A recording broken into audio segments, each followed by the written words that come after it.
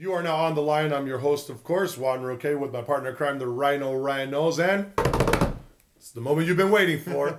I know you've been anxious. I know you've been just at the edge of your seats because here we go, heroes and zeros, and today, Rhino, take it away, brother. All right, my hero of the week, of course, I got to play the homer card here. The Arizona Cardinals quarterback Kevin Kolb, filling in for the injured John Skelton and leading the Arizona Cardinals to a big Week 1 win over the Seattle Seahawks. It's a hell of a job. I thought it was. Yeah, he came in and really, took that team, marched that team down the field. They've really been a little bit pretty stagnant there in the second half against Seattle's defense, and they did a great job. He did a great job leading them down the field there on that 2-minute drill, and they were able to pull out the win there at the end.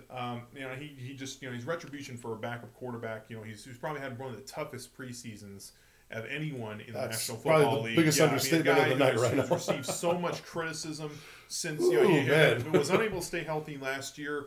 He really had a tough time, really getting a rapport going in that offense. And a guy who, I feel like, maybe can come back and, live up to that big contract that he signed after that trade from Philadelphia last year. He's going to have a much tougher test this week in New England against that Patriots defense. Oh, yeah. But we'll see what he can do. How about the other side of that coin? Zero of the week. Just coming out today, of course, the Big East Conference losing out on Notre Dame to the ACC.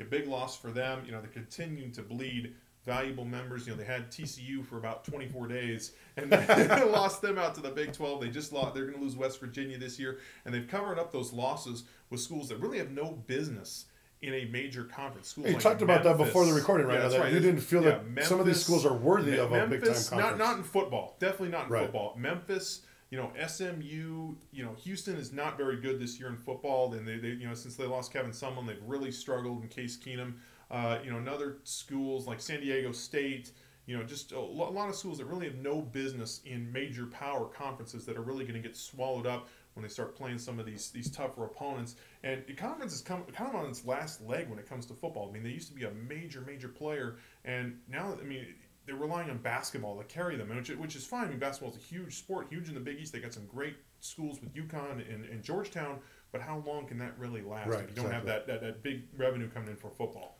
Alrighty, and my hero for the week, of course, is the NFL Appeals Panel for overturning the Saints suspensions of the 4 defensive players, of Vilma being one of them, for the whole year. And I'll tell you what, I am so glad that happened. We've been debating about this, right, since last spring. And I said this. And I disagree with it then, and I disagree with it now. Kudos, NFL Panel. I said this last spring when it came down. Roger Goodell set himself up for failure when he basically appointed himself head of the appeals committee.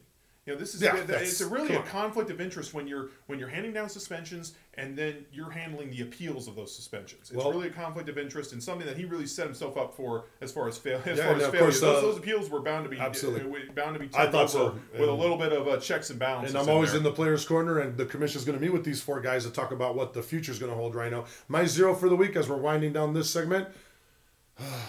Oklahoma State for going to Tucson and laying probably the biggest egg in the 2012 season, giving the Mild Rats a reason to cheer. Josh Groban Rodriguez, their coach down there, now has reason to beat his chest. Ranked number 20. 20. I can't even say it. They're ranked. Anyway, whatever. Oklahoma State, thanks so much for making our lives a living hell with all these rat fans all over the websites and the blogs. On my page, I got my own trolls that always talk about the wild rats. But that's my zero for the week is Oklahoma State. Thanks so much. Go South Carolina State.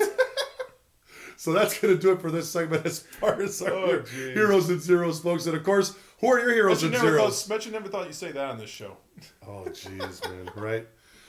We'd like to hear from you on our Facebook page, of course. Join the conversation. Tell us who are your heroes or your zeros. If I'm your hero or zero, if Rhino's your hero or zero, let us know.